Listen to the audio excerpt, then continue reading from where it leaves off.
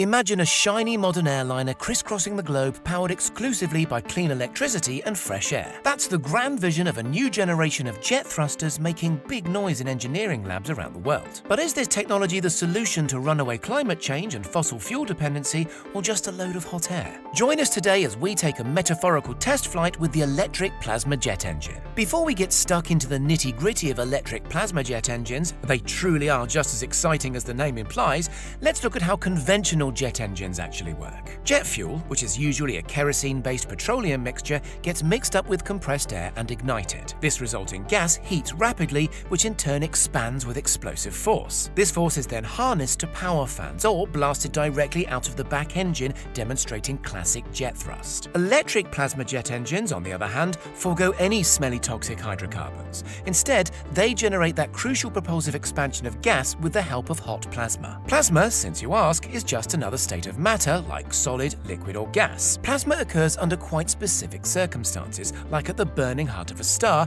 or in the air surrounding highly charged phenomena such as lightning bolts. If plasma can be artificially superheated, the theory goes, an engine powered by its expansion could generate enough thrust to fly an aircraft. This essential premise has been experimentally explored by labs in the US and Berlin, but the most promising recent breakthrough happened in, of all places, Wuhan, China. Professor Zhao Tang, a polymath who has worked at Caltech and Bell Labs across various fields from nanotechnology to artificial photosynthesis, was investigating the use of microwaves in synthetic diamond production. In a moment of inspiration, Tang wondered whether a similar technology could be used to generate thrust. To this end, he and his team at the Institute of Technological Sciences at Wuhan University developed a device which ionizes compressed air by running it past electrodes, then forcing it along a specially designed quartz tube. This produces, for starters, a low-temperature plasma. Here comes the clever bit. The tube containing this plasma intersects with a waveguide. That waveguide, a pipe essentially, is carrying magnetron-generated microwaves. That pipe ingeniously gets narrower as it approaches the quartz tube, so the microwaves meet the low-temperature plasma at the narrowest point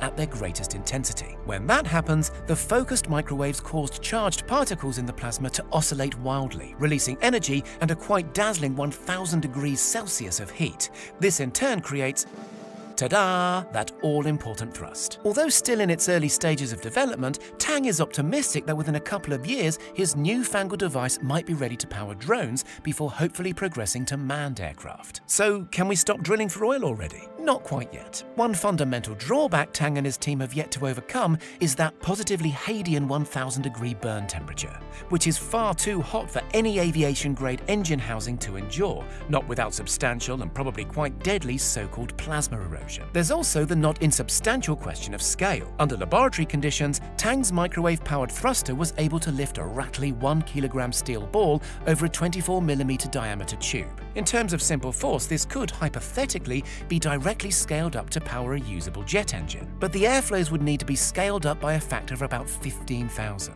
In the world of engineering, what works on a small scale rarely, if ever, works on the grand dimensions of a commercial jet airliner. More intractable than any of those minor gripes, however, is the snag of how to electrically power the device in flight without access to the power grid. Conventional jet fuel, for all its many failings, carries far more energy than batteries can manage at the same weight. As much as 43 times more energy indeed. And weight is a huge deal when you need to get airborne. Tang's experiment created about 28 newtons of thrust per kilowatt of power. The engines on the Airbus A320, for perspective, produce about 220,000 newtons of thrust. That means any comparably roomy aircraft powered by Tang jets would burn more energy than 7,800 kilowatts of juice. Let's say we're using currently available battery technology. You'd need some 570 Tesla Powerwall 2 units for just 1 hour's flight, which isn't very helpful anyway, considering an Airbus A320 can only carry about a third of that many Powerwalls as payload. Tang, like other researchers in the plasma jet field, is waiting on improvements in batteries or compact fusion nuclear reactors to get their brainchild onto the runway. Incidentally, the idea of using small conventional nuclear fission reactors, such as Russian KLT-40s, has been mooted. although the problem of how to radioactively shield passengers, not to mention the catastrophic cost of any crash, makes this plan, shall we say, unlikely. Oh, and even if enough power could be harnessed on a plane, analysts reckon the cabling required to carry all that juice to the plasma engines would be prohibitively heavy, using current technology anyway. Despite lofty claims from the Wuhan team, many analysts believe the technology is inherently flawed, potentially even if the power issues are solved. Steve Barrett, an MIT professor of aerospace engineering, was positively scathing when asked to comment on the research on Twitter last summer. This is wrong in terms of the physics and measurements, he thundered after reading about the Wuhan team's steel ball experiment. What they've essentially done is like heating a stovetop pressure cooker until the valve rattles and called the result thrust. But pressure cookers don't fly. He went on to suggest that adding heat, by microwave or any other method, only works if you compress the air first like a jet engine, requiring mammoth amounts of power. Otherwise, jet engines would not have compressors and you could just ignite a candle and get thrust. Candles don't fly around either. Still, the technology isn't wholly useless. NASA has been using electric plasma engines for some years now.